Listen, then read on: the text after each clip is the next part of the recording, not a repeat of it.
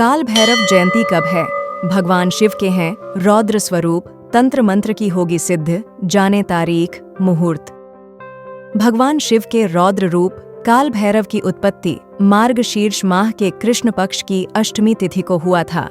इस वजह से हर साल इस तिथि को काल भैरव जयंती मनाई जाती है। काल भैरव की पूजा करने से सभी प्रकार की नकारात्मकता दूर हो जाती है। तंत्र और मंत्र की सिद्धि के लिए भी काल भैरव पूजनीय हैं। ग्रह दोषों से मुक्ति के लिए भी काल भैरव की पूजा होती है। काल भैरव की जयंती के दिन व्रत और पूजा करने से अकाल मृत्यु का भय दूर होता है, रोग और दोष भी मिट जाते हैं।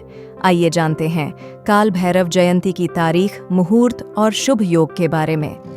काल भैरव जयंती की तारीख न्यूसक काल भैरव जयंती के लिए मार्गशीर्ष कृष्ण अष्टमी तिथि का प्रारंभ 11 नवंबर को रात में 11:08 से होगा।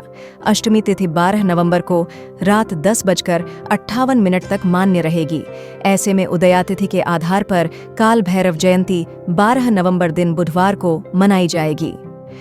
इस बार काल भैरव जयंती के दिन 2 शुभ योग बन रहे हैं। काल भैरव जयंती पर शुक्ल और ब्रह्म योग बनेंगे। शुक्ल योग प्रातः काल से शुरू होकर सुबह 8:02 तक रहेगा। उसके बाद से ब्रह्म योग होगा जो पूरी रात तक रहेगा। उस दिन अश्लेषा नक्षत्र प्रातः काल से लेकर शाम 6:35 तक रहेगा। फिर मघा नक्षत्र होगा। काल भैरव जयंती मुहूर्त। वैसे तो काल भैरव की पूजा आप दिन में कर सकते हैं। सुबह 6:41, सुबह से लेकर 9:23 सुबह तक शुभ समय है।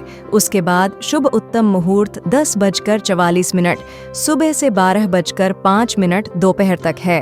काल भैरव जयंती पर निशिता पूजा का महत्व है।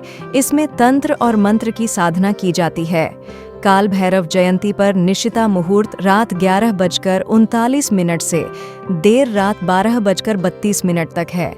काल भैरव जयंती पर ब्रह्म मुहूर्त 4:56 सुबह से लेकर 5:49 AM तक रहेगा। उस दिन कोई अभिजीत मुहूर्त नहीं है।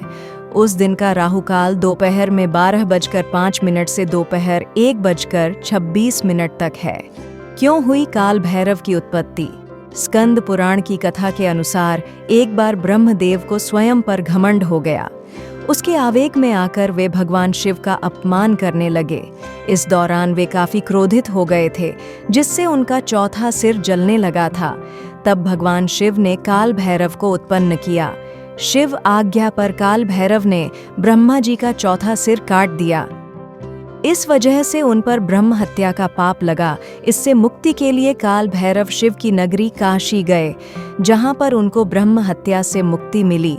फिर काल भैरव काशी में हमेशा के लिए रह गए। वे काशी के कोतवाल के रूप में आज भी पूजे जाते हैं।